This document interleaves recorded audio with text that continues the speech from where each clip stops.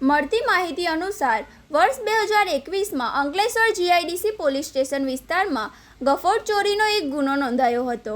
આ ગુનામાં અગાઉ પકડાયેલા આરોપીની પૂછપરછ અને કબૂલાતના આધારે મૂળ ધાનપુરના રહેવાસી આપિલ ઉર્ફે અપ્પી મગન ભાંભોળનું નામ સામે આવ્યું હતું.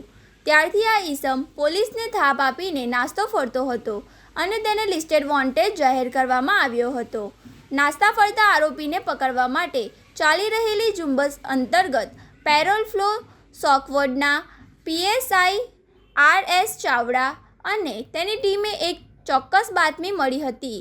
આ બાતમી અને ટેકનિકલ સર્વેલન્સના સચોટ ઉપયોગ દ્વારા જાણવા મળ્યું હતું કે આરોપી અમદાવાદ વિસ્તારમાં છે.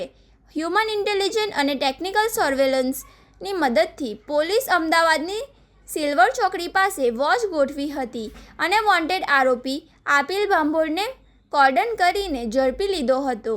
હાલમાં પેરોલ ફ્લો સ્ક્વોડે આરોપીનો કબજો મેળવી તેને આગળની કાયદેસરની કાર્યવાહી અને ધરપકડની ઔપચારિકતા માટે અંકલેશ્વર જીઆઈડીસી પોલીસને સોંપવાની તાજવીજ હાથ ધરી છે.